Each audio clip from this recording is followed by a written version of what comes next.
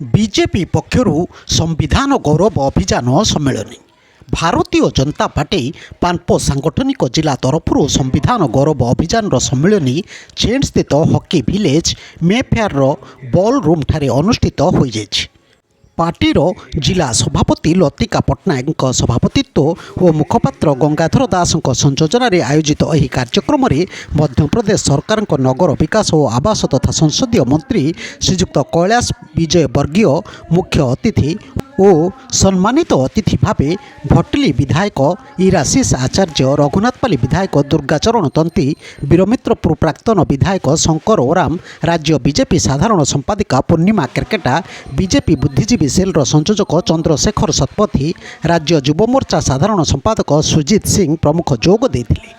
एही अवसर में मुख्य अतिथि श्री विजय वर्गीय कार्यक्रम आभिमुख्य संपर्क में मत रखी कहले जे भारत वर्ष सबुठारु बड़ गणतंत्र देश प्रति 10 कोश दूर में वेश और भाषा बदली थाए तेबे विभिन्नता मध्य एकता हेउची आमर शक्ति।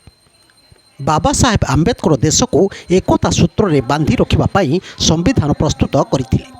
आम प्रधानमंत्री से संविधान को सुरक्षा देबारे प्रतिश्रुतिबद्ध मात्र कांग्रेस नेहरू ठारू राहुल पर्यंत संविधान को सम्मान देवा शिखिना बोली से कही आम दल संविधान को मुंड उपरे रखिथिला बेले राहुल पॉकेट रे रखी बुलुछंती बोली से कही 1950 मसीह संविधान कार्यकारी होइथिबा बेले यार 25 वर्ष पर तत्कालीन प्रधानमंत्री इंदिरा गांधी जरूरीकालीन परिस्थिति सृष्टि करी संविधान को एक प्रकार पंगु कर देथिले।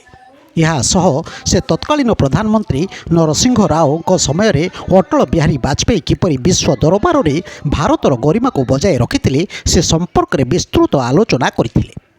पूर्वतन प्रधानमंत्री जवाहरलाल तुष्टिकरण नीति जोगु 370 धारा को जोड़ा जाइथिला जहाद्वारा भारत में जम्मू और काश्मीर को स्वतंत्र अधिकार दि जाए एक देश में 2 विधान 2 प्रधान 2 निशान लागू करा जाइथिला जहाको विरोध करी जनसंघर प्रतिष्ठाता डॉक्टर श्यामा प्रसाद मुखर्जी विरोध करथिले एवं बंदी होई संदेहजनक भावे मृत्युवरण करथिले।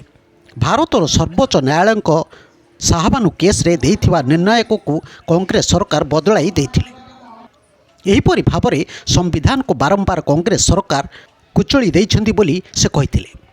एनडीए सरकार केन्द्र में आसवा पर 370 धारा उच्छेद करने सहित संविधान को सम्मान दे आसुछन्ति। से डॉक्टर सरदार वल्लभ भाई पटेल भूमिका को प्रशंसा करथिले।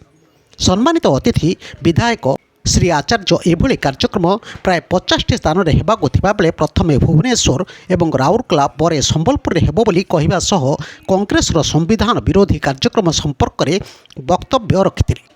इंदिरा शासन काल में सर्वाधिक संविधान विरोधी कार्यक्रम होइतिबा और गणतंत्र सुरक्षा पाई बुद्धिजीवी माने आगे आसवाक से आह्वान देथिले। अन्यतम अतिथि विधायक श्री तंती बीजेपी संविधान को अधिक सम्मान देइतिबा दल बोली कहिबा सह बाबा साहेब 5टी स्थान पवित्र स्थान बोली मत रखिथिले। प्रारंभ में सभापति श्रीमती पट्टनायक स्वागत भाषण और संयोजक श्री दास अतिथि मानक परिचय प्रदान करथिले। ଏହି ଅବସରରେ ଦଳିତ ସମାଜର ବ୍ୟକ୍ତିଙ୍କୁ ମୁଖ୍ୟ ଅତିଥି ଉତ୍ତରୀୟ ଓ ପୁଷ୍ପଗୁଚ୍ଛ ଦେଇ ସମ୍ମାନିତ କରିଥିଲେ। ଏହି କାର୍ଯ୍ୟକ୍ରମକୁ ସଫଳ ରୂପାୟନ କରିବା ପାଇଁ ପୂର୍ବତନ କେନ୍ଦ୍ରମନ୍ତ୍ରୀ ଦିଲ୍ଲୀପ ରାୟଙ୍କ ସମସ୍ତ ସହଯୋଗ ରହିଥିବାରୁ ଜିଲ୍ଲା ତରଫରୁ ତାଙ୍କୁ ଧନ୍ୟବାଦ ଦିଆଯାଇଥିଲା। जिला साधारण संपादक शशांक शेखर जेना गंगाधर दास जिला उपसभापति सरोज दास समेत बीजेपी बहु कर्मकर्ता कर्मी बुद्धिजीवी और जनसाधारण जोग देइथिले। शेष में जिला सभानेत्री धन्यवाद देथिले। ब्यूरो न्यूज ओडिशा कथा यूट्यूब चैनल टी को आपण माने देखुचंती मतामत दियंतु लाइक करंतु सब्सक्राइब करंतु और शेयर मध्य करंतु।